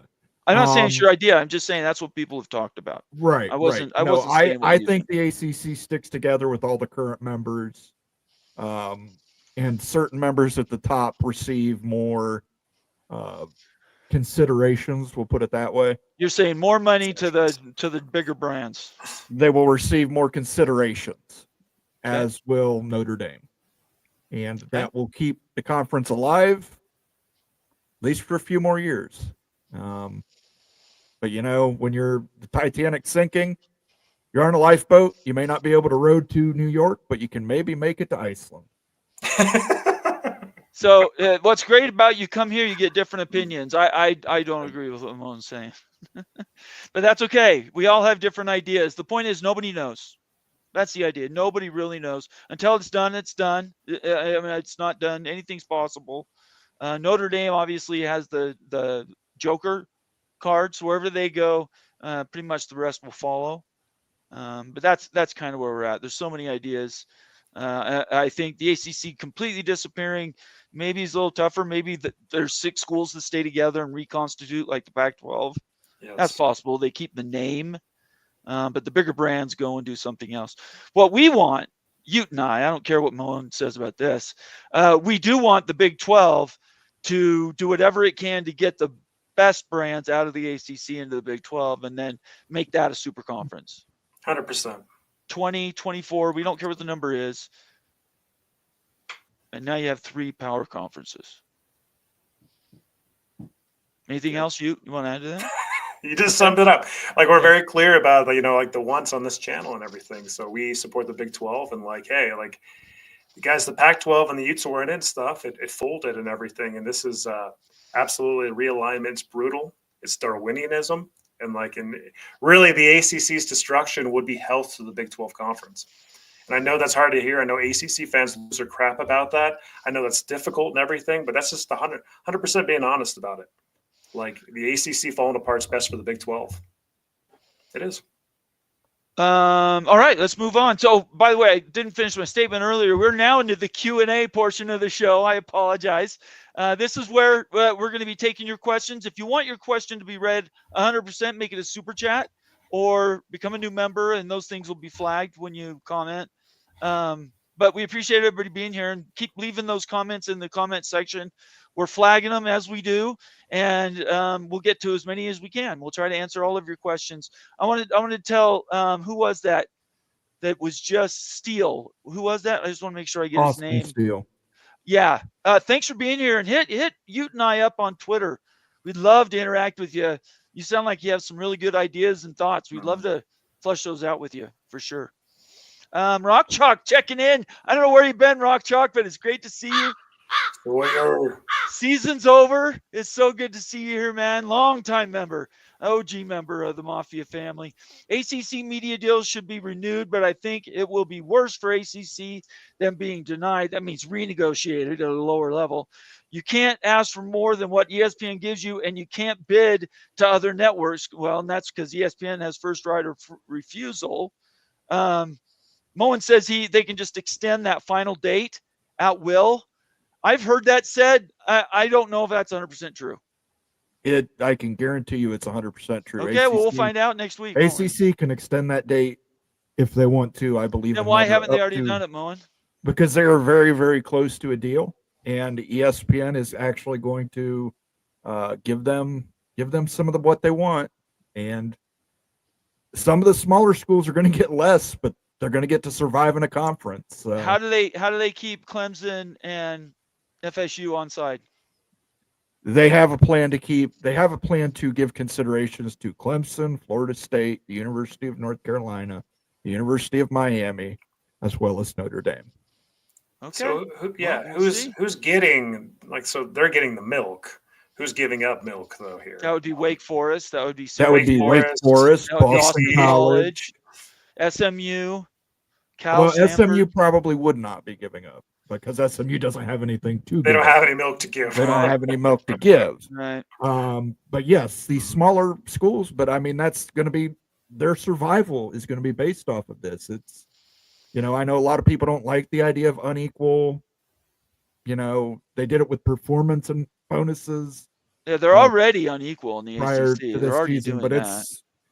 it's going to be even more unequal, and Notre Dame is going to get considerations in order to keep Notre Dame. So, where I just don't know if that's enough for Florida State and Clemson. It'll be enough. No, it's not enough, guys, because the Power enough. Two's trying to pull away right now. You're getting left behind. That's exactly what's going on. Let's be honest about it. Like, that's what they're trying to do. That's what the chatter is. You're absolutely you're absolutely right. I could tell you the ugly truth or a beautiful lie. You want the ugly truth? The Big Ten and SEC are going to pull away from those conferences. There is not a place currently for Florida State and Clemson in either of those conferences. We know that. So we understand. So you've got to try and maximize your money while you can in the ACC. So yes, we know they're still going to fall behind the teams in the Power 2. Private equity will make up for some of that. Boosters will have to make up for some of that. But taking a deal where some of the top end schools in the ACC get more at the expense of the smaller schools, at least it helps cushion the blow. Well, we'll find out. We'll find out relatively soon if they extend whatever this time is Moen's talking about, and then we'll find out if they can keep Clemson and Florida State and then North Carolina, Miami at all on side. ACC's fighting for its life, though. There's a reason why the Big 12 can write a check private equity today, and the ACC can't. There's a reason for that. So we have to explore this dissolution theory, though, for the ACC. We'll get into it again. Go ahead. Go ahead. Just like going and actually making the ACC the top 12 brands and getting the votes and stuff to kick basically half the membership out and reconstitute with the top brands is 100% the best solution. It actually puts you on par with the major conferences, getting rid of the bottom feeders of the conference. It really does. And so that has to be a bigger and bigger option going forward for the ACC. I'm serious, guys. 12 teams, top 12 teams of the ACC is a completely different level than the current iteration of 18 or 19 teams in the ACC, with all the wins versus the Wake Forest and the BCs and the like, right? For eyeballs wise, you're on much more even footing with the SEC and the Big Ten with the top 12 brands. That has to be in the mind of Florida State and Clemson. If I'm the administration there, I'm not settling on anything unless I can get out with the top 12 brands of the ACC to build my own beast. I disagree, and the reason being relationships. Some of those top 12 brands have relationships with some of those brands that would not be top 12. We're talking about like survival, though. Like I hear what you're saying. I hear what you're saying, but there are people, relevance. there is a school that I need not name that has a lot of influence over the ACC. And if they don't want certain schools out, those certain schools will remain in. Yeah, anyway. Well, this is a topic for a different show, a show that's only about that topic, which we will have those. I already showed everybody the list of everything that we're going to be going through in the off season. Certainly the ACC and what happens to it will be probably several shows, not just tonight. Tonight's Q&A, but that tells you we're paying attention to this stuff and we know what's going on. There's stuff we can't say. There's some stuff I know anyway that we can't say, but that doesn't mean surprises don't happen. So, yeah, it's just we're going to table this and get back to it at a different time. Let's see here. So many comments, you guys. By the way, guys, who's your favorite ACC team? Mine is Florida State and then Miami. What about you? Same. Florida State and Miami. Yeah, they're my favorite. Always have been. Me personally. The Georgia Tech. What the freak is that? Hornet. Sorry, Hornet. Georgia Tech Hornets, right? The Yellow Jacket. Yellow Jacket. The Yellow Jacket. I don't know. Hey, cheers Georgia to that, Tech man. in the house.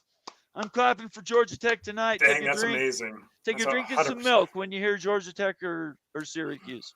John Dry, great comment here. Yellowstone Landman. Oh, these are all good shows.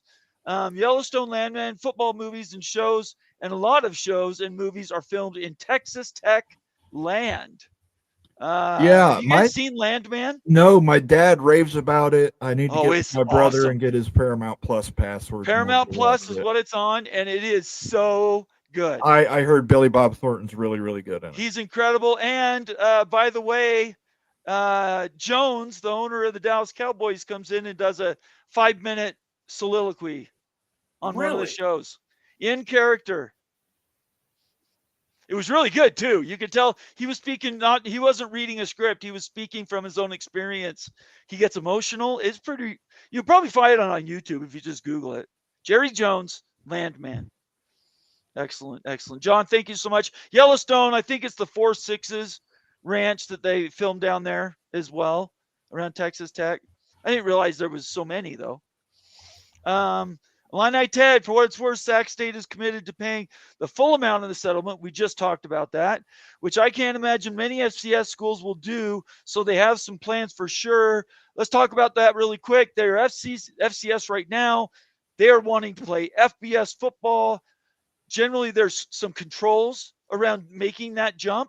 There's additional money you have to pay to do it. And then you have to have a conference to go to. So there's a lot of steps before Sac State can, even join the Mountain West, for heaven's sakes, or anything else.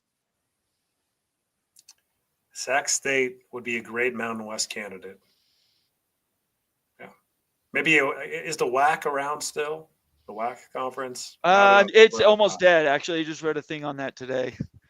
Well, that's probably a good entryway into the FBS. Yeah, Sun Belt is another one, right? But that's mostly East. They could join what conference? No, because North Dakota is FCS too. Yeah, it has to be Mountain West or Pac-12 regional. Well, let's not get too hung up on regionality. Don't forget the great mountains of Northern Illinois. Yeah. Yes, we know those. Yeah. Just to wrap up this thing with Sac State, I'm going to reach out. I'm going to see if I can get the president of this school to come on the show. Do it. I got nothing to lose to ask, and I'm pretty good at convincing people to do stuff. So I'm going to try to do that. Regardless, we're going to continue to track this Sac State news. It's not going away.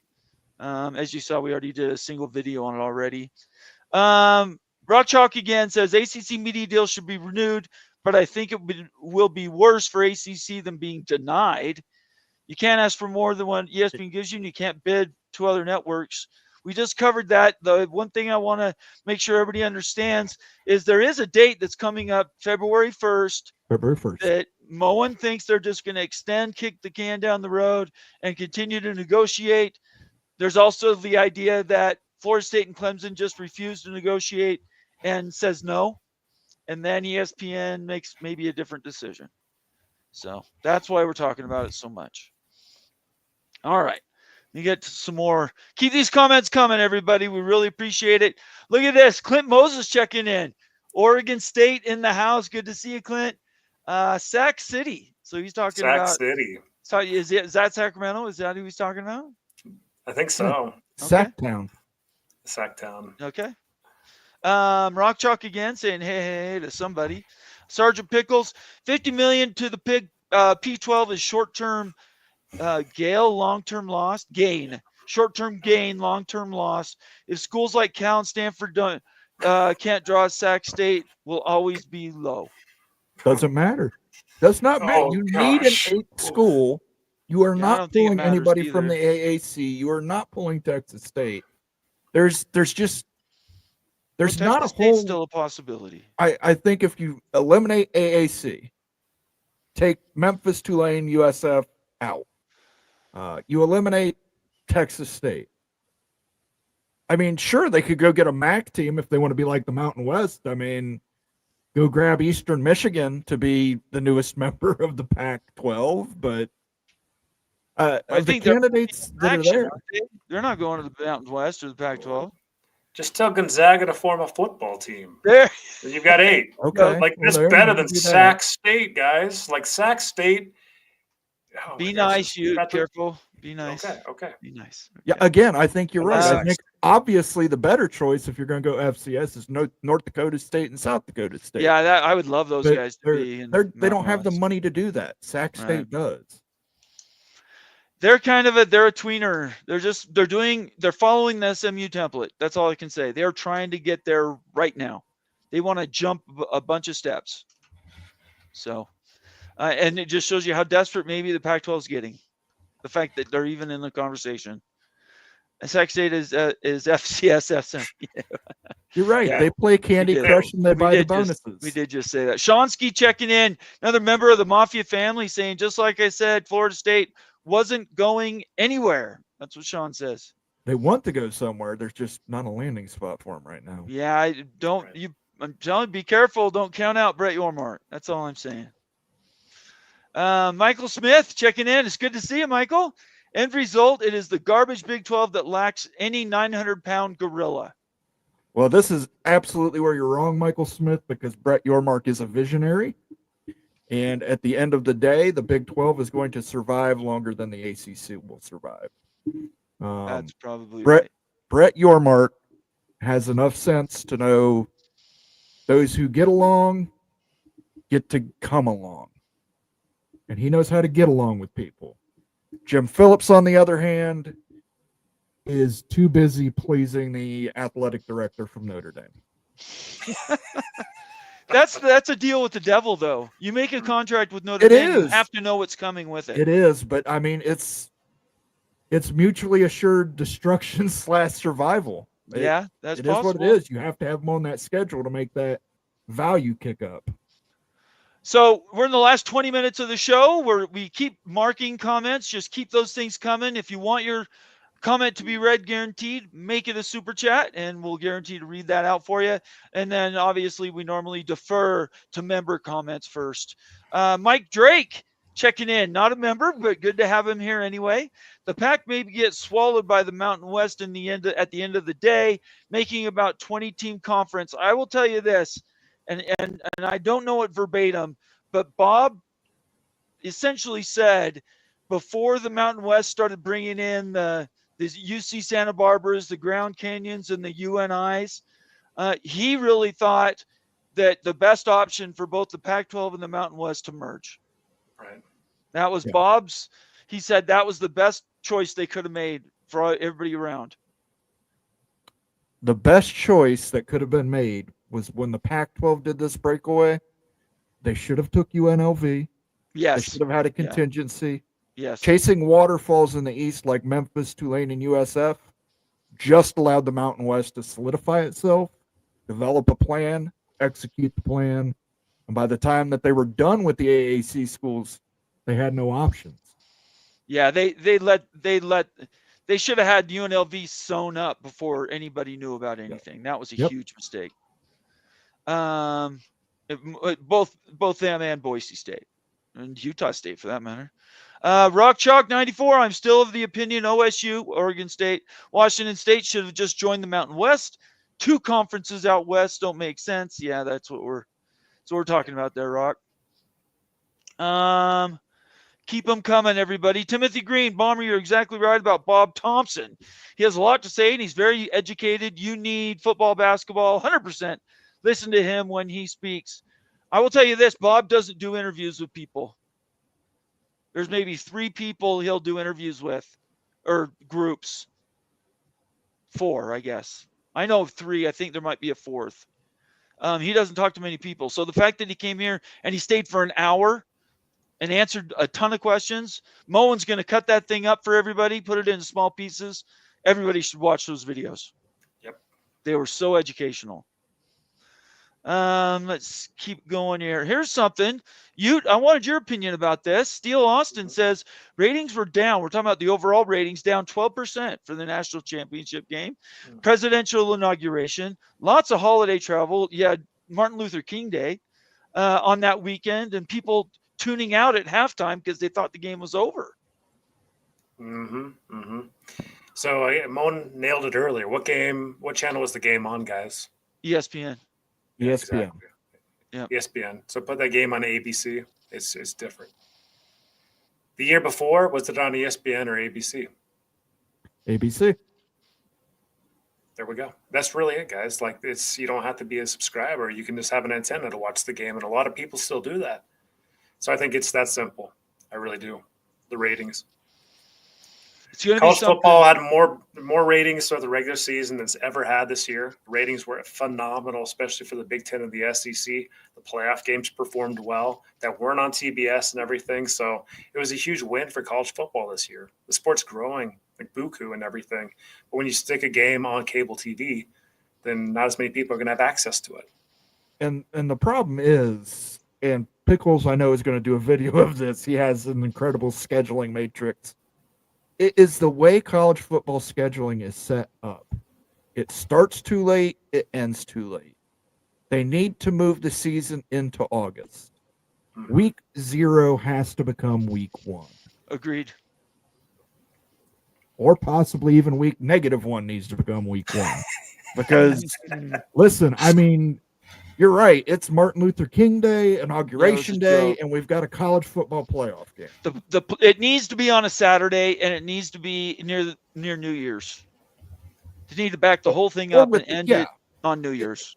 It should be no later than the 12th. No later than the 12th. Yeah, I think even that's a little bit long, but I get what you're saying. Yeah. Yeah, all good ideas. Rock Chalk, Memphis and Texas State are realistic for the Pac. Not Tulane, UTSA, USF, and Rice. I still think the AAC 4, the ones that were originally approached, including USF, they would be, I think, brilliant. But what do you think? I really do, guys, think that the Pac-12 will eventually land Memphis and Texas State. I'm not so sure about Texas State, but I really see Tulane and Memphis in the Pac-12. Or if it's not named the Pac-12, some iteration with the best brands of the Pac-12. Right. And you've got, guys, outside of the Power 4 now, Oregon State's the best brand out there. It's not even close. Oregon State is the top brand, followed by Washington State. And then you're Boise getting State. into a different realm, right? Yeah. And the Pac-12 has all the best brands now that are outside of the Power 4. You're going to consolidate that eventually. You're going to do it. It's going to happen just like in the Power 4 that happened with USC going over to the Big Ten. It will happen eventually. I think Memphis does end up in the Pac-12 for that reason. Texas State's a wild card. I don't know. Maybe you get UTSA. Maybe you get somebody else. Does it really matter what Texas school you grab? I don't think so. It's nice to be in that market, though, for recruiting purposes, too. Right. Texas State, I was educated about them. They've been around 100 years. But they've only been playing FBS for a few years, so that's why we didn't really know much about them. But they have 40 some on thousand students, a large alumni base.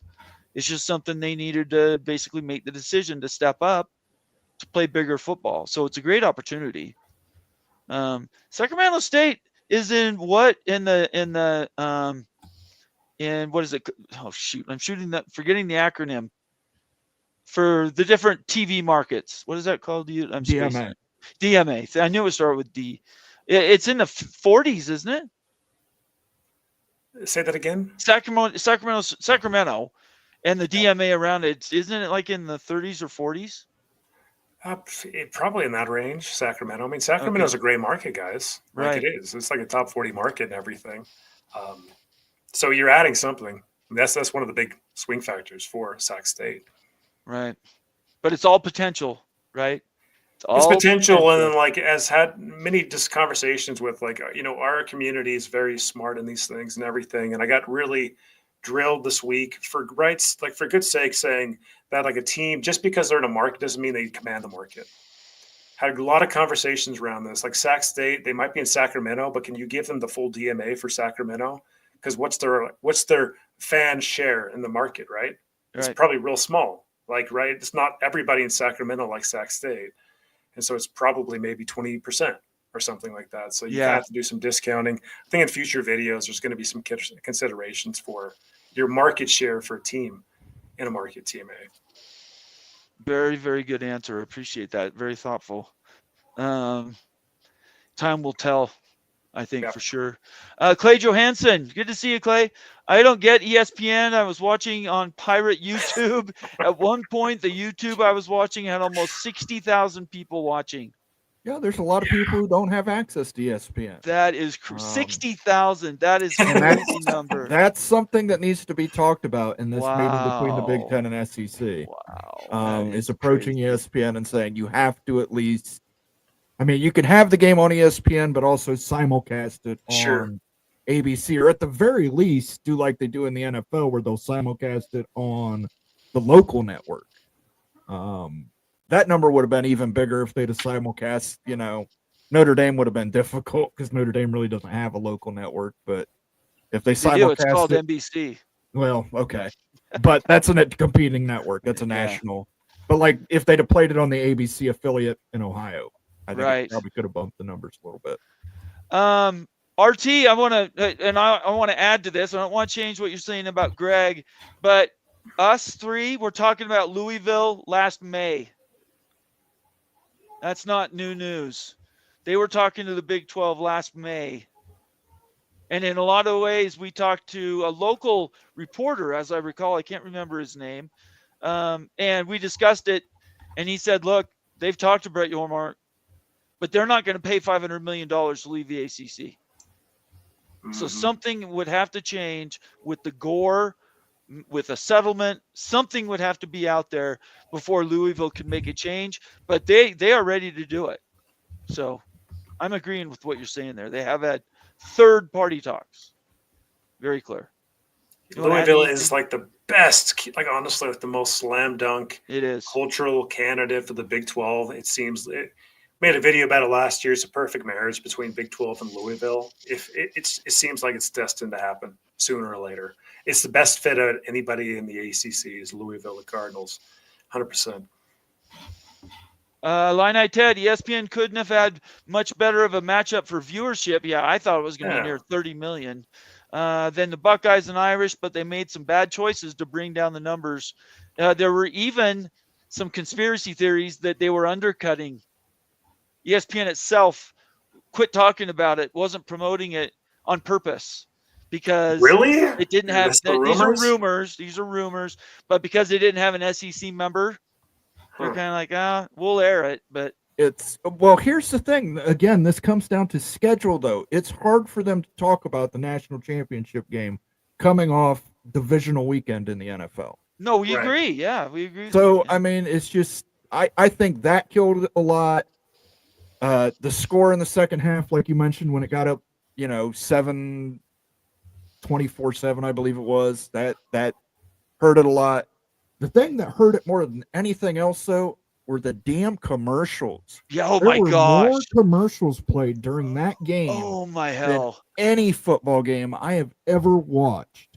It's It was brutal. literally, there's a drive. Oh, let's go to commercial. Yeah. And we There's got a punt. TV There's timeout. a commercial. There's a kickoff. There's- There's a commercial. You know, and it's like, Yeah. God, and even the little overlays with commercials in them. Right. Like, I mean, that is just irritating. Who would do something like that? That is just annoying as hell when people put annoying overlays over top of things. Yes. 100% agree. That's not what you did there, Moan.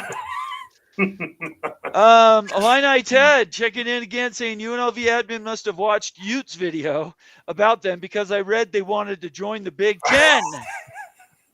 I think That was UNLV girl, wasn't it? On Twitter, UNLV Oh, gal or something like that. that's the hot rumor right now is that UNLV wants to join the Big Ten, right? Like, and that's just not going to happen for UNLV. Well, look, yeah, lots of people want to join the Big Ten, guys. Right. Sure. Yeah. Yeah. BYU wants to join the Big Ten. Yes, they do. Utah wants to join the Yes, Big they Ten. do. Connecticut wants to join the Big Ten. Yes. Yes.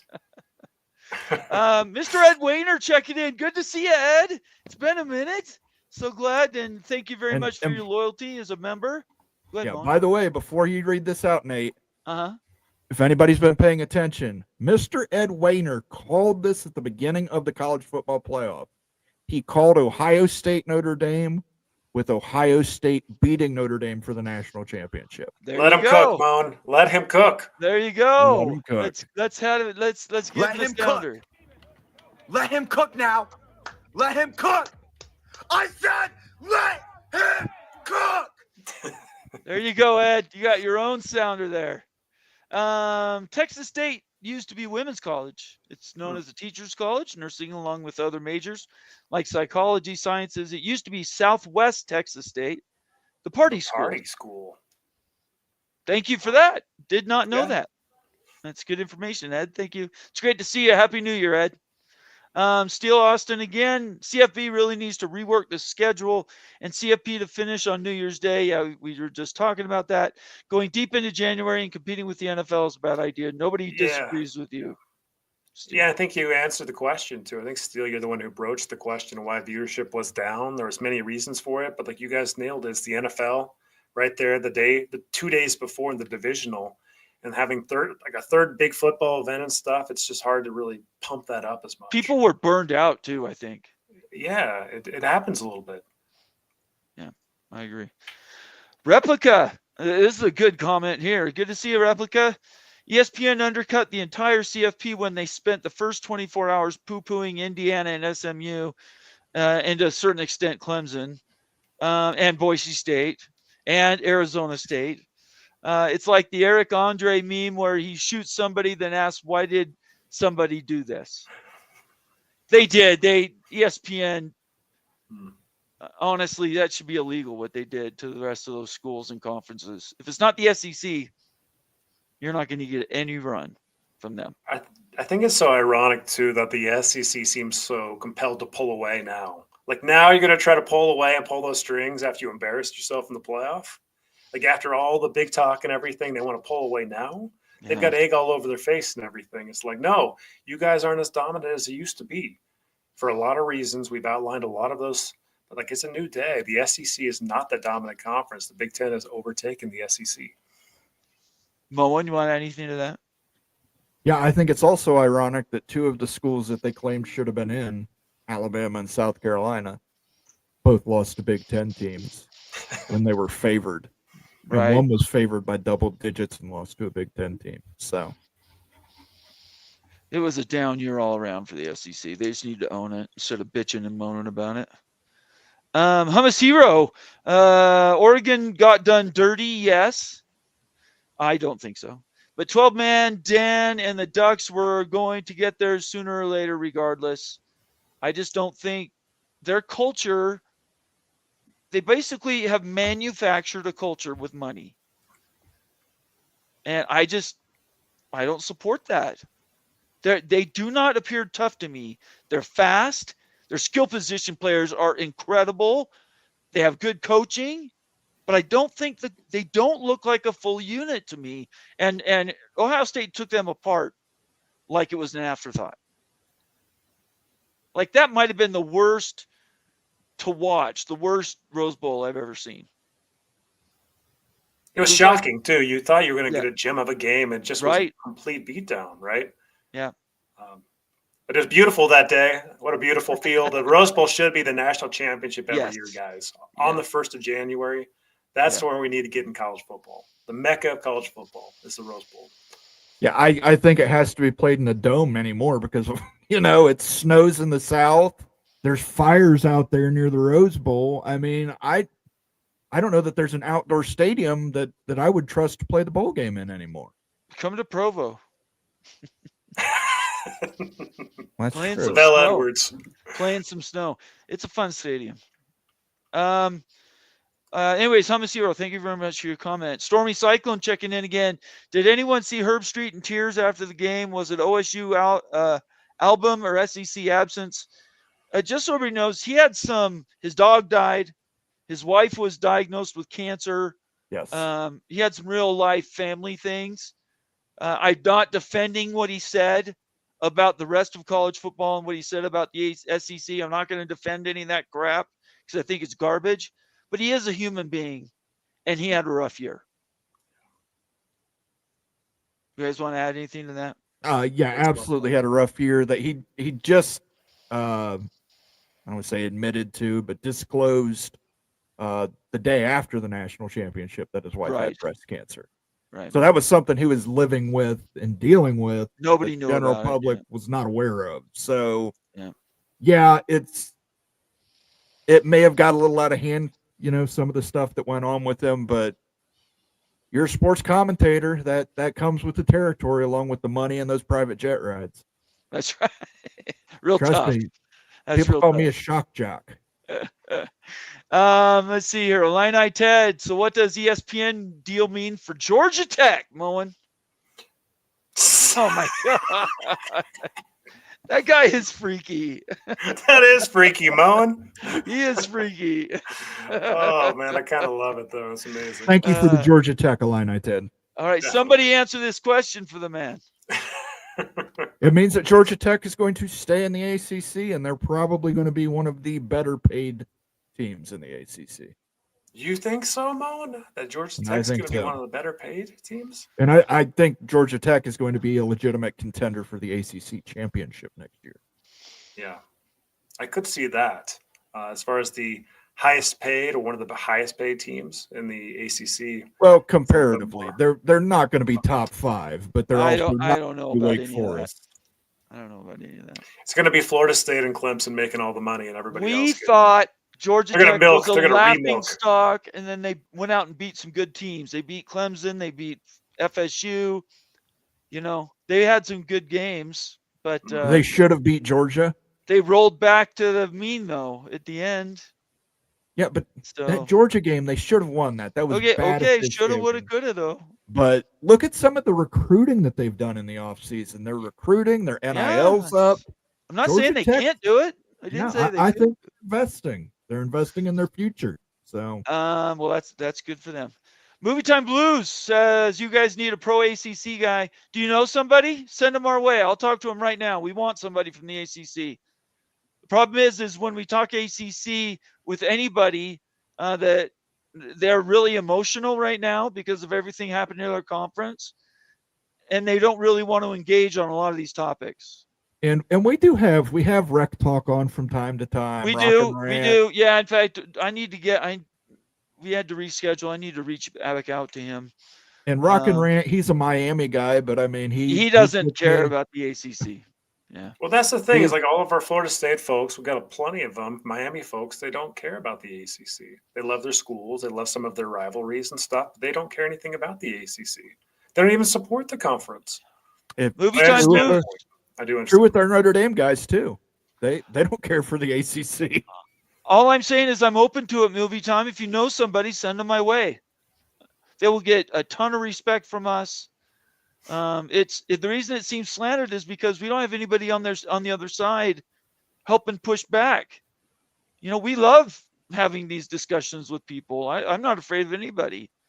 So it's my fault that I had to reschedule Rec Talk representing Georgia Tech in the ACC, and I need to get back a hold of him because just time goes by, and next thing you know, you miss a time or two. So we'll get somebody back on, and your point is well made. All right, we have made it to the end, fellas. Unless I've missed a super chat or anything like that, I don't think so. Let's go around the horn. Let's wrap this show up. Moen. Yeah, what do you want? I don't want anything. Do you want to say anything to all the Mafia family out there tonight? Yes, for starters, thank you to Ricky Tungate, Earl Carr, Bill Yes, sir. G, Heartbreak 25 for the super chat, Expedition Greg, my friend Miami Flow. If you guys are not subscribed to Miami Flow on YouTube, please do subscribe to Miami Flow on YouTube. He does a show with our good friend Rock and Rant every Thursday at 8 p.m. Eastern, I believe. I want to thank to everybody who did that. I hope you guys all enjoyed the new little overlays this week. We may have overdone it this week. That's just exuberance, youthful exuberance. We won't be pulling them out all the time, but when we get a donation or we get something funny that happens, we will pull out a little milk. That's hilarious. Okay, I love it. Well What do you done, want to Moen. say? Congratulations to Ohio State. The Buckeyes got it done for the 9th championship, one more away from having the 10 rings on each one of the fingers. So kudos to Buckeye Nation. And it's been a great show. Thank you for everybody out there for throwing the super chats out. Memberships too. I'm going to put out some new membership videos over the next couple weeks and stuff to make it worth your while and everything. So keep your eyes peeled. And I want to thank everybody again for everything that you've given us. We're here. We're coming up on our 2-year anniversary, and we just get better and better. I want to thank especially all the new gifted memberships. I'm going to say it one more time. If you received a membership, consider paying that back, giving a membership to somebody else. Not only does that make us a tighter, more clean team, but it also spreads the message. The product we're putting out right now is really, really good. We just need to get in front of more eyes. So I encourage everybody to take our videos, repost them on Twitter, get out there, follow us on Twitter, turn on your notifications, and do all that fun stuff. And man, you're helping us every day. You guys are helping us grow this thing. Absolutely. And a lot of those gifted memberships were first-time memberships. So guys, deep whoop. dive into that video vault and see what we offer here. You're going to find a lot of good stuff. Don't be afraid to use those custom emojis either. All right. Well, speaking for Wild Ute and Moen, I am Bomber, and we will see you Sunday night, Moen, right? Sunday at 7 p.m. for Moen After Dark. Monday at 8 p.m. for the Big Ten Mafia show. And then I believe next Friday we are going to set up our end-of-season award show on the Big Freaking Friday show. Okay. We will be coming up with some nominees and some selections on who we think did the best. So I think every team member is going to come up with a category in the nominees, and we're all going to vote on it, and should be fun. So definitely will be worth tuning in. Sunday, Monday, Tuesday, and Friday next week. Yeah, Tuesday I've got Mr. Keanu Vasa, the father of, well, we're not going to get into that, but we're going to be talking BYU, Utah, recruiting, NIL, and everything else on Tuesday night. I hope everybody looks forward to that. That's going to be very interesting. So everybody has an insight of how the NIL recruiting process actually works. That'll be fun to talk about. So we appreciate it. Moen, Ute, I am Bomber.